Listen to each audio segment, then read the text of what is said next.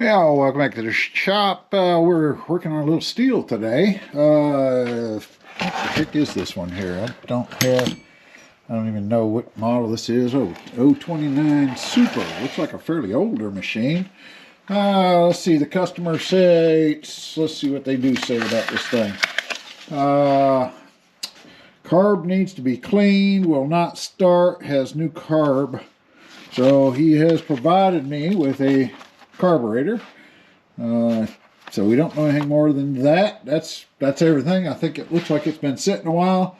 I think we're going to go ahead and we're going to break out the old Super Clean here. I think it's warm enough out. It's been pretty darn chilly in the old shop, so haven't had a whole lot of fixes lately. But this one here definitely needs a good cleanup before I even dig into it at all to see what it's doing. So I'm going to go ahead and spray her down, hose it off, bring her back in, let you see how good that stuff works. I love that Super Clean. It makes my job a lot easier when I can start out with a nice clean piece of equipment to work on. So we'll start out with that, and we'll bring you back when I get her back up and cleaning and ready to tear into it. Okay, I have this one here looking a whole lot better. That's about like a brand new saw now. That was real quick and easy. I think we can work with that. Of course, we'll pull the covers off. There'll still be some grime up underneath the covers, but I'll have to pull those off and go with that. Also, while I'm sitting here, I noticed I had one more to work on. And let's see, this one's going to be a little 334T. This is a limbing saw, I believe. They use this to do a little bit of climbing and whatnot. This one has been brought in. Let's see, it says wants to put the chain back on it, sharpen that, get a new spark plug for it. We'll check the air filter, make sure that's good.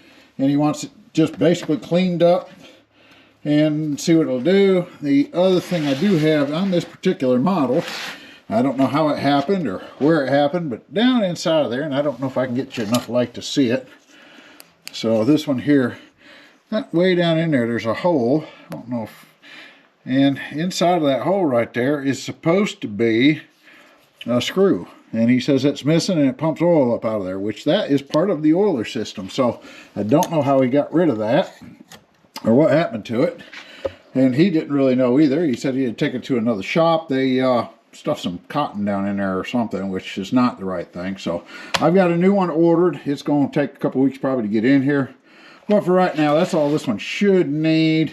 But as I'm looking at it, I'm saying, well, it definitely needs to be cleaned up too. So I got my Super Clean out there. I think I'm going to take this out there and throw a quick cleaning on it also. So we'll get this one cleaned up, let you see this one also.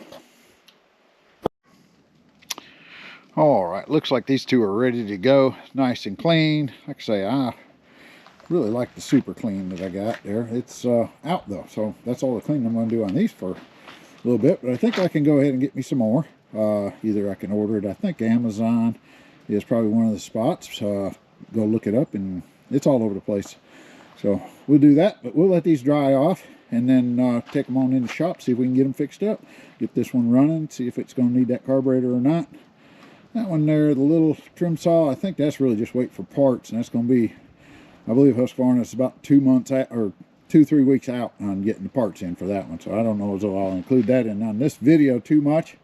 The rest of it's just basically change a plug and check the air filter, and that's pretty much all I'm going to end up, I think, with that one, as long as it runs. If not, we'll make that another video.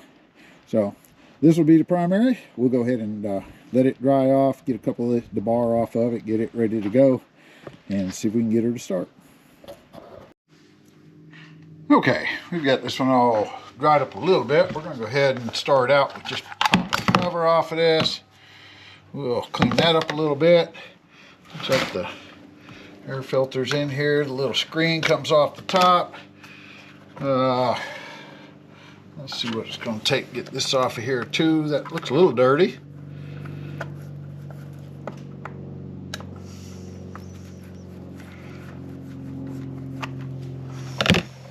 That gets us down into the carburetor. That sure could use a new air filter on it. Might have to order them one of them.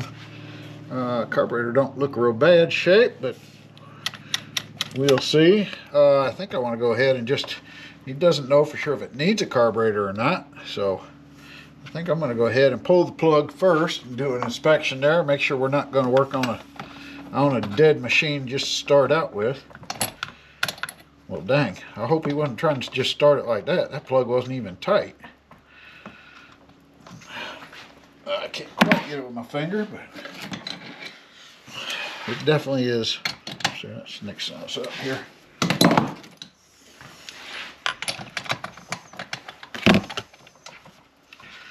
Didn't feel like it was tight. What's going on with it?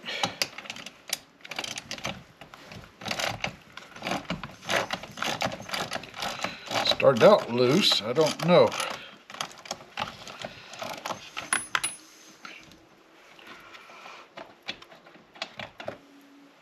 That's plenty dark. It probably could use a new plug, so we might try to find us a new plug for it. And we're going to take a quick gander in here and see if we can spot something. I might have to get my scope out and just look, but yeah, from what I can tell, cylinder walls look good. We might go ahead and do a quick compression check on it, see if that does anything. Just make sure it's still good. It felt like it had a little bit of resistance there, but can't tell for sure, so we'll go ahead and break out the compression.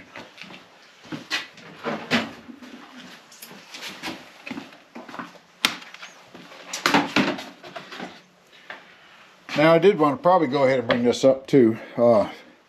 I heard on another channel, because I do watch YouTube, so I do YouTube University myself. I had bought and been using, and it sort of worked, this compression set here.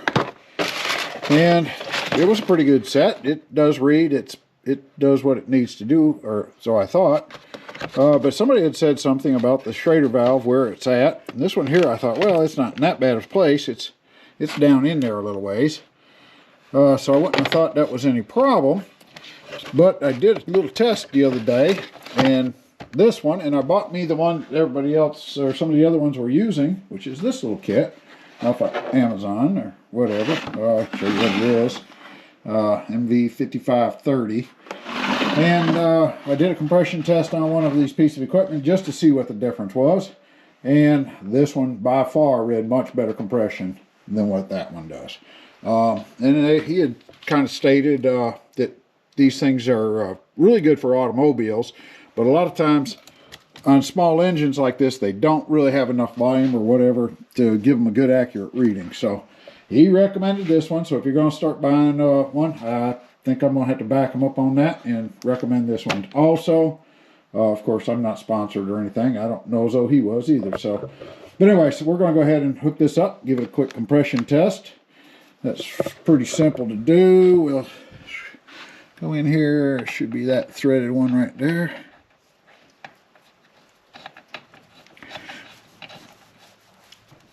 And we just finger tight it that way. Let me grab the other part of it here, see if you can follow along a little bit. I'll try not to get me in the way.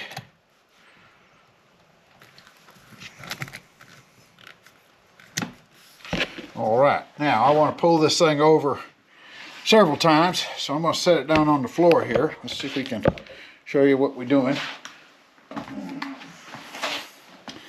Let's pop her down here for you, give you a little bit. This would be nice if I had a cameraman, but I don't, so I guess we don't do it. So we give it a couple good pulls.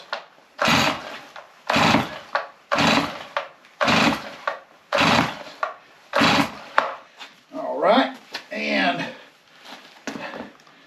let's see what we've got. Ooh, that don't look real good. That was about 75 pounds on it. Let's do that one more time just to make sure I've got a good run on it.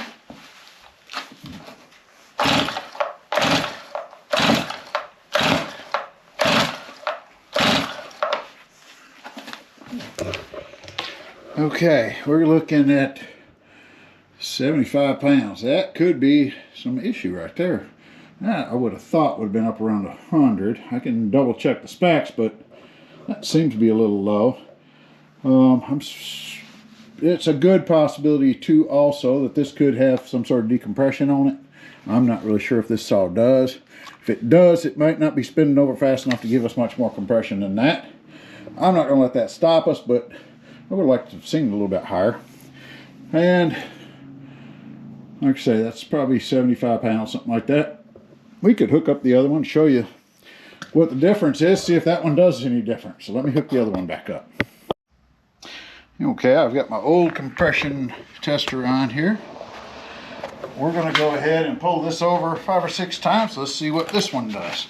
Like I say, I'm going to anticipate it's going to be less than the other.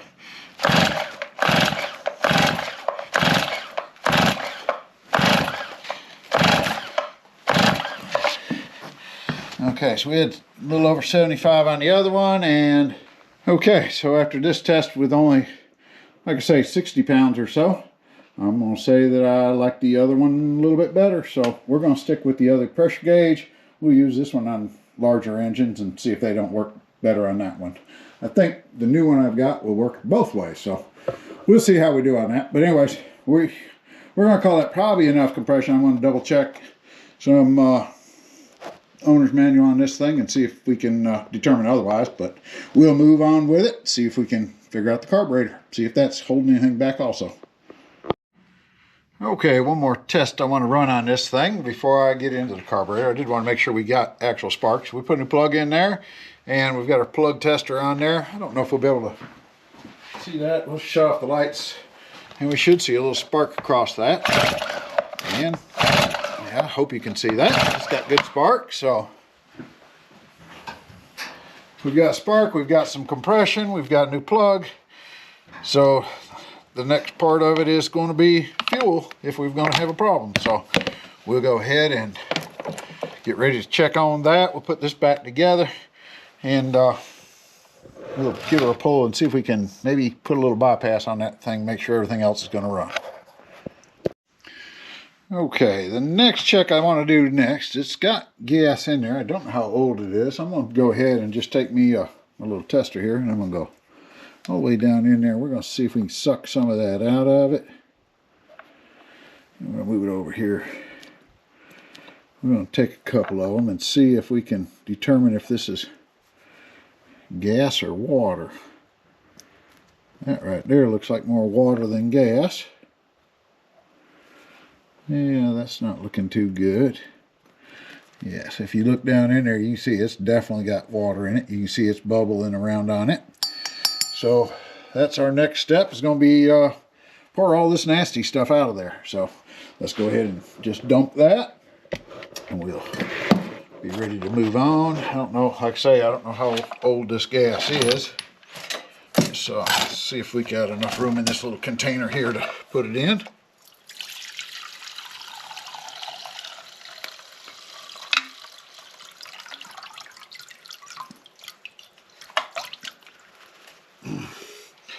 Now in these Stihl saws, they don't have a primer bulb or anything. They suck it straight out of the tank, so there's nothing I can do to get it to go through the carburetor to get it cleared out, other than we'll take the carburetor off and make sure we dry it out and check it out. But this smells funky, looks funky. Yeah, I don't know what that is. So we're gonna let that settle a little bit and just see what it is. I might put that in a clear jug. If I can find mine.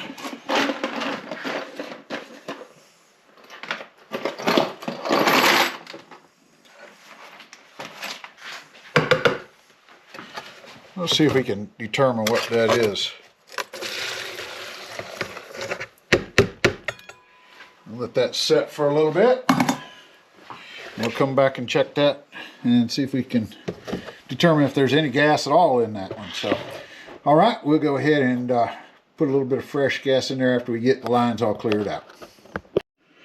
Okay, we're going to go ahead and remove the carburetor. I've taken the 2 little nuts off of that. And then our little throttle lever here, we should be able to just take that and get me a little screwdriver maybe and pop that up out of that holder. Should pop up out of there, I believe.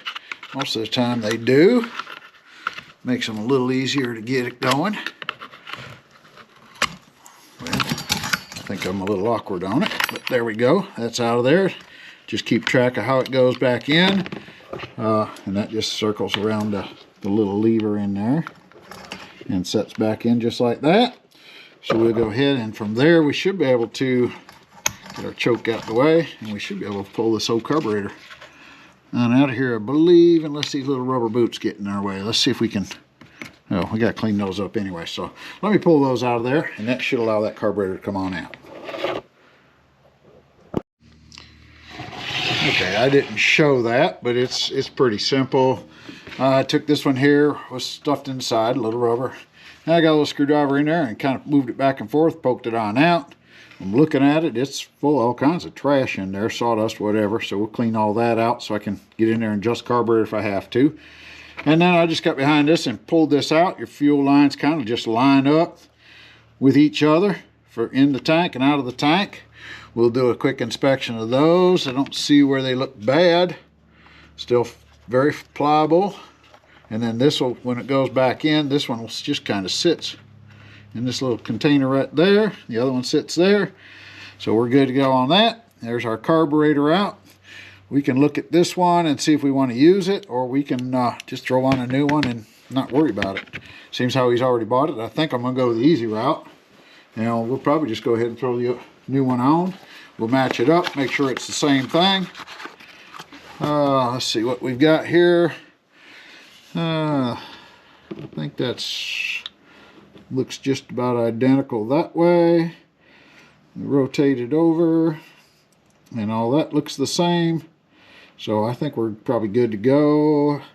The only thing different is going to be the exposure. The original one has some limiters on there so that you can only adjust it so far. The new one, you actually have it to where you can just use a regular flat screwdriver and adjust all you want. So that's kind of good, kind of bad, depending on if you know what you're doing. So we're going to go ahead and throw this one on there, hook it back up, and see if that kind of helps us out any. Then we ain't got to worry about all that water or whatever was in the carburetor. Okay, so when we put it on, we make sure we line up with the gas lines, both of them, and pretty much just push it on in. So that's all it's going to take for that. We'll put the nuts back on it, and we'll go from there. Okay, I'm back at this chainsaw. I had gone ahead and put the new carburetor on here, and after I got that on there, I actually went ahead and pulled it over a little bit to see if I could get it to fire up, and it did not want to do a darn thing. So I went and did a little bit of research on the actual compression on this thing and what it's supposed to be versus what it was. As we remember, it was about 85 pounds. I think I got it up to, and that was the best I could get. The actual compression on this thing should be 170 according to the specs on it. So I'm about 100 pounds light of that. Some of them talked about it was getting real weak if it was down to 110, so I'm way below that. And definitely compression will cause it not to start up if you don't have any compression. I've gone ahead, I've pulled the muffler off, and I've taken a scope and I've looked in there to see if I could find some stuff on the cylinder itself. There are some lines up and down on it, not real bad. I'll go ahead and try to post the pictures on that. Looks like a little bit of blow-by on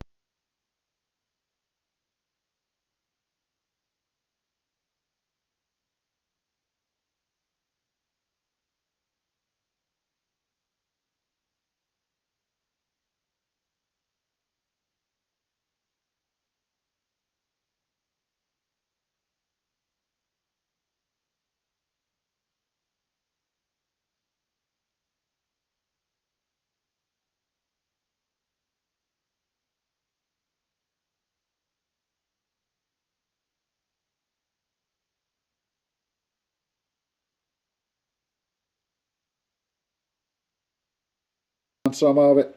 I don't know, I'm not real good at analyzing all that, but apparently that's enough to keep it from getting the compression it needs. So I think we're going to go ahead and just say this one here, we're going to call it a dead chainsaw for me. I do not rebuild cylinders and pistons and all that. I go this far, and that's when I turn it back over to the customer. So what we're going to do with the old Stihl 029 is turn it back to the customer. We've already informed him that we're having issues, and he'll have to decide whether he wants to take somebody that actually has the specs and all to rebuild it, or if he just wants to scrap it out and go with something different. So I don't know. Let me know your opinion on it. I'm interested in knowing. And like I say, we'll put that other little clip in here real quick and let you take a look at it at some point. Maybe I already have it in there. I don't know. You know, I'm not editing it yet, so I don't know what's going to happen. But anyways, we're going to go ahead and put all this back together and turn it back over to them and let them have it. So hopefully you've at least seen some troubleshooting things that I do. Maybe that was helpful, and we'll check with you on the next project. Hopefully we'll have a little better luck on the next one. See you later. Thanks.